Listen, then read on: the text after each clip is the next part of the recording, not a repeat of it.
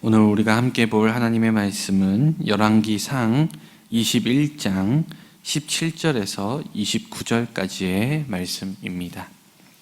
열왕기상 21장 17절에서 29절까지의 말씀, 제가 가진 성경으로는 구약성경 554면 전후에 있는 말씀입니다.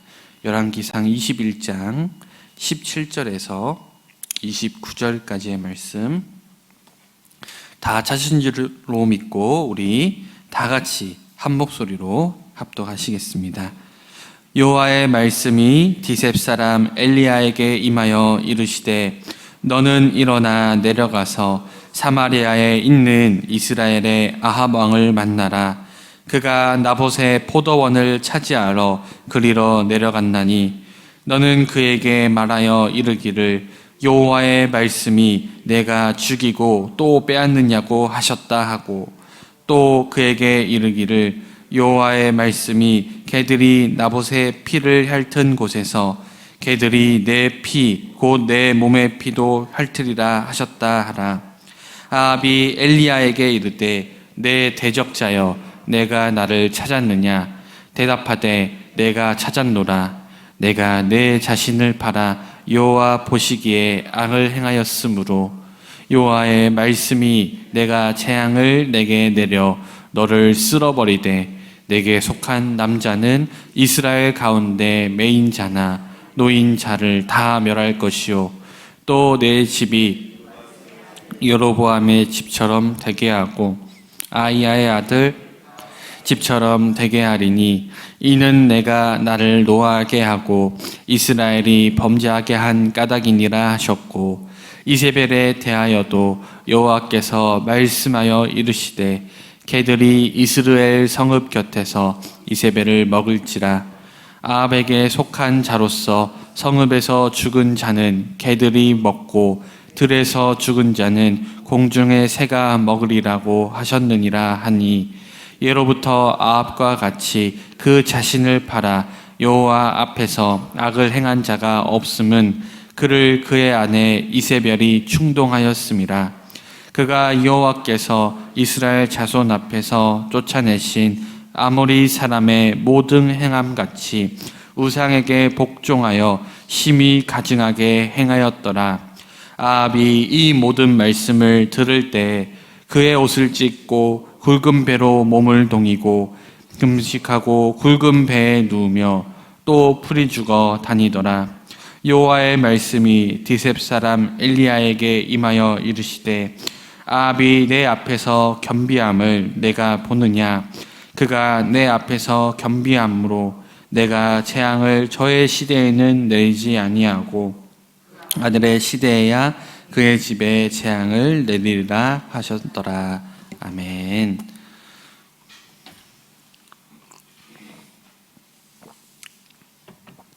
오늘 우리가 함께 읽은 본문 말씀을 중심으로 누구에게나 회개의 기회가 있다라는 제목으로 함께 은혜를 나눠보려고 합니다. 우리가 하나님이 어떤 분이신지에 대해서 이야기를 할 때 대표적으로 이야기하는 두 가지의 하나님에 대한 속성이 있습니다. 하나는 사랑의 하나님이시고 또 다른 하나는 공의의 하나님이십니다. 여기서 공의라는 말은 공평하고 정의롭다라는 뜻인데, 이것은 죄가 발생하면 그것에 대해서 정확하게 판단하시고 그에 대한 정확한 대가를 물으신다라는 것을 뜻합니다. 그러니 하나님은 죄를 정확하게 심판하시는 공의로우신 분이십니다. 그러나 우리는 공의의 하나님보다 사랑의 하나님을 더 쉽게 떠올리죠. 하지만 그것이 잘못된 것은 아닙니다. 왜냐하면 하나님께서는 사랑으로 그 공의를 완성하셨기 때문입니다. 그리고 열왕기 저자는 하나님이 언제라도 죄인들이 돌아오면 용서하신다는 그 사실을 이스라엘 최악의 왕이었던 아합을 통해서 보여주십니다. 오늘 말씀을 정확히 이해하기 위해서는 우리가 주일 본문을 좀 이해할 필요가 있습니다.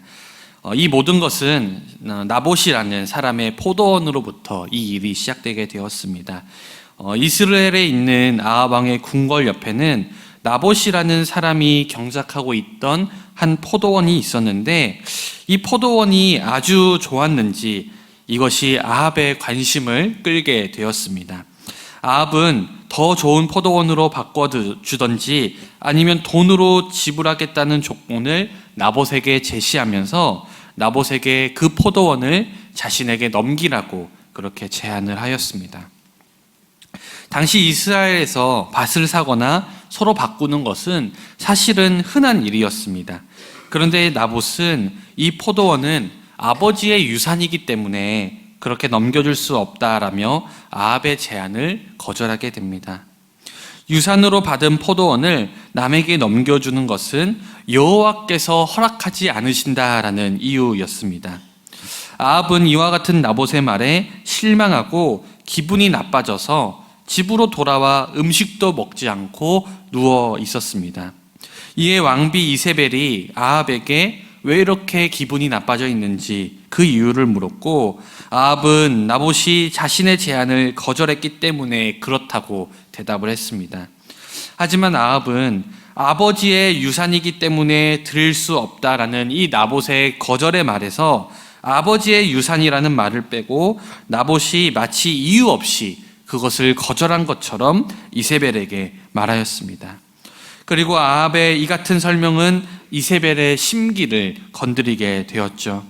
그래서 이세벨은 나봇의 포도원을 빼앗을 계획을 세우게 됩니다. 이세벨은 나봇과 함께 사는 장로들과 귀족들에게 편지를 써서 금식을 선포하게 합니다. 대체로 금식을 선포하는 이유는 환란이 닥친 것을 해결하기 위해서, 혹은 환란이 가져온 죄에 대해서 묻거나 아니면 하나님께 환란에 대해서 구해달라고 그것을 간구하기 위함이죠. 그런데 이세벨은 나봇에게 죄를 뒤집어 씌우기 위해서 금식을 선포하였고, 이스라엘의 장로들과 귀족들도 자기의 공모자로 끌어 넣습니다. 이세벨은 두 사람의 거짓 증인을 나봇 앞에 앉혀서 그들로 하여금 나봇이 하나님과 왕을 저주하였다라는 거짓 증언을 하게 하라고 이제 말하게 되죠. 이스라엘의 장로들과 귀족들은 이세벨이 시키는 대로 금식을 선포하게 되고, 나봇은 백성들의 가장 높은 곳에 앉히게 됩니다. 그리고 이 두 사람, 악인들이 이 두 거짓 증인들을 세워서 이들이 나봇 앞에 나와 나의 하나님과 왕을 저주했다라고 거짓 증언을 하게 되죠. 율법에 보면 하나님이나 백성의 지도자에게 저주나 악담을 하지 못하게 되어 있습니다. 또 율법에는 하나님을 저주하는 자는 돌로 쳐 죽이라는 그러한 율법이 기록되어 있죠. 따라서 나봇은 두 사람의 거짓 증언에 의해서 율법에 따라 돌에 맞아 죽게 되었습니다. 그렇게 나봇과 함께 그의 아들들도 함께 죽게 되었죠. 그렇게 나봇이 죽고 나자 아합이 그 나봇의 포도원을 차지하게 된 것입니다. 오늘 본문은 이 나봇의 포도원 사건 이후에 하나님께서 엘리야를 통해 아합에게 모든 것이 끝났다, 이제 너는 끝났다, 그 마지막을 선포하는 그런 말씀입니다. 하나님께서 이 모든 것들을 가만히 두고 보지 않으셨던 것이죠. 하나님은 아합에게 심판을 선포할 선지자로 엘리야를 선택하셨습니다. 사실 엘리야는 이 아합에게는 정말 원수 같은 존재입니다. 하지만 하나님이 엘리야를 아합에게 보내신 이유는 그 심판을 확실하게 선고하시기 위함이었습니다.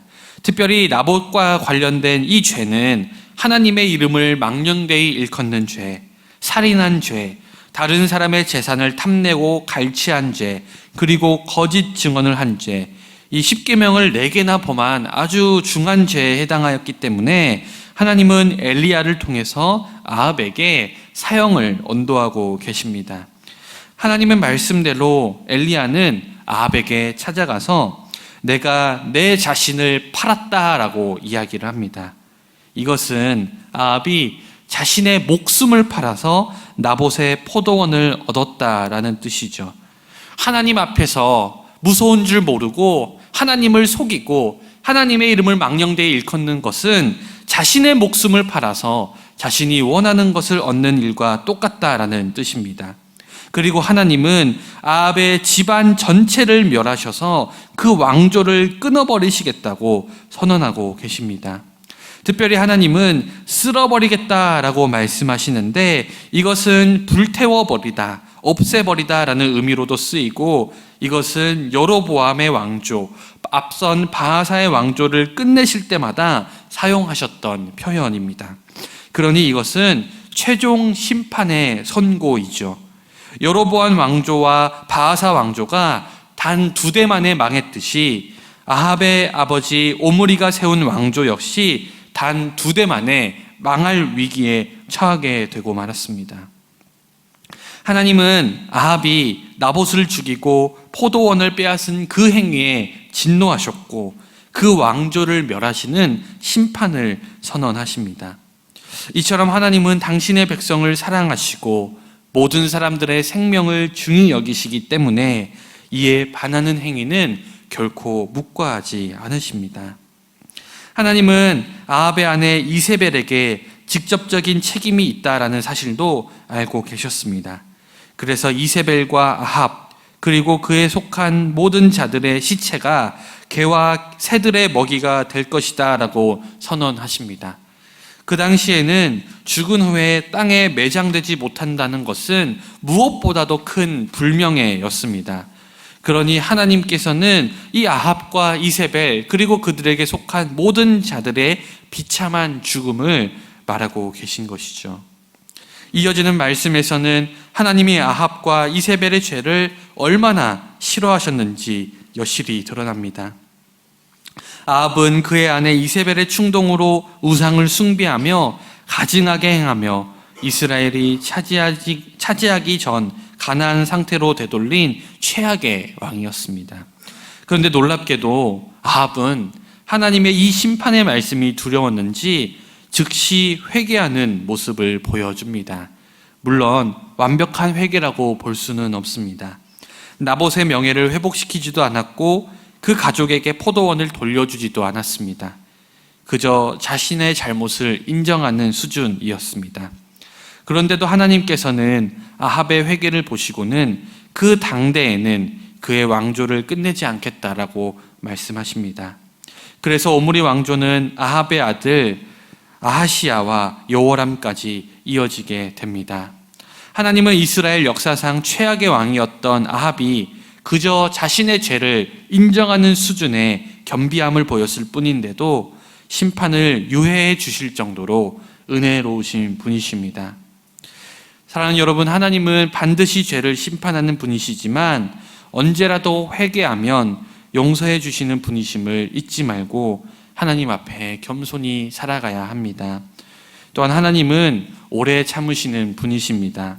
때로 우리는 이 세상에 만연한 악을 보면서, 죄악을 보면서 왜 아직도 저런 악인들이 살아있는지, 왜 아직도 이 세상에 악이 가득한데 하나님께서 개입하지 않으시고 하나님께서 심판하지 않으신지 그러한 의문을 품을 때가 있습니다. 하지만 하나님께서는 그것을 가만히 두고 보고 계시는 것이 아니십니다. 아직 구원받지 못한 사람들, 아직 하나님께로 돌아오지 못한 사람들이 있기 때문에 그 모든 사람들을 구원하기 위해 하나님은 단지 오래 참고 계실 뿐이십니다. 하지만 하나님의 오래 참으심은 영원히 참으심이 아니라는 것을 우리가 또한 기억해야 합니다. 언젠가 하나님께서 예비하신 하나님의 자녀들이 모두 돌아올 때 하나님께서는 분명히 이 세상의 모든 죄를 심판하시며 악인들을 분명하게 그 대가를 물으실 것이라는 사실을 우리가 기억해야 합니다. 그러니 우리는 이 세상에 만연한 악을 보며 한편으로는 언젠간 하나님이 다시 오실 것이고 심판하실 것이라는 소망을 안고 이 세상을 살아가야 합니다. 하나님이 아합과 이세벨에게 심판을 선고하셨음에도 불구하고 그의 자금 겸비함을 보시며 심판을 유예해 주셨다는 사실은 또한 우리를 향한 하나님의 사랑과 용서가 얼마나 큰지를 깨닫게 합니다. 사실 우리도 아합과 같은 사람들이죠. 우리는 아합과 같은 사람들이 아니라 생각하지만 죄를 미워하시는 하나님의 입장에서는 우리 모두가 아합과 같은 사람들입니다. 그러나 하나님은 우리의 모습, 우리의 행위, 우리의 성품을 보고 우리를 구원해 주시는 분이 아닙니다. 그저 우리를 사랑하시기 때문에 우리를 구원해 주신 분이십니다. 사랑하는 여러분, 하나님께 용서받지 못할 죄는 없습니다. 그러니 우리는 하나님의 놀라운 은혜와 사랑을 받은 자로서 늘 하나님께 감사와 사랑을 고백하며 살아가야 할 것입니다. 그럴 때 하나님께서는 여러분들의 모든 죄를 기꺼이 품어주시며 하나님의 자녀로 불러주실 것입니다. 이 새벽에 우리가 다시 한번 또 회개와 겸비한 마음으로 나아가 주님께 간절히 기도하는 시간 되시기를 주님의 이름으로 간절히 축원드립니다. 기도하겠습니다. 사랑과 은혜가 충만하신 하나님 아버지, 이 시간 또 이스라엘 최악의 왕이었던 아합의 그 형식적인 회개임에도 불구하고 하나님께서는 그의 회개를 들어주시고 또 그의 왕조를 이어가게 하신 주님의 그 은혜를 우리가 다시 한번 기억합니다. 주님, 우리는 아닌 듯하지만 사실은 우리도 아합과 같은 사람들임을 고백합니다. 그래서 우리의 힘과 능력으로는 도저히 구원받을 수 없는 사람들임을 이 시간 고백합니다. 그럼에도 불구하고 나를 사랑해 주신 주님, 나의 모든 죄를 용서해 주신 주님, 주님의 그 십자가의 은혜를 우리가 의지하며 나아가오니 주여 이 시간 우리 가운데 함께하여 주시고 우리 사랑하는 성도님들 마음 가운데 주님의 사랑을 차고 넘치게 부어 주시옵소서. 또한 아버지, 우리가 이 시간 또 이 세상에 우리가 하나님의 마음을 아프게 한 적이 없는지 우리의 모습을 돌아보며 회개하는 마음으로 나아가게 하시고 또 다시는 죄를 짓지 않겠다는 결단함으로 나아가게 하셔서 이 세상에서 주님의 자녀로서 빛과 소금으로 살아갈 수 있도록 인도해 주시옵소서. 특별히 또 우리 사랑하는 장한선 장로님, 또 모든 장례 절차 가운데도 함께하여 주시고 주님, 많은 성도님들 또 마음의 슬퍼함 가운데 있는데 또 유가족들과 성도님들 마음을 위로하여 주시고 모든 장례가 은혜롭게 마무리될 수 있도록 주님께서 주관하여 주시옵소서. 주님께서 오늘 하루의 삶도 주님께 책임져 주시지 믿사오며 살아계신 우리 주 예수 그리스도 이름으로 간절히 기도드리옵나이다. 아멘.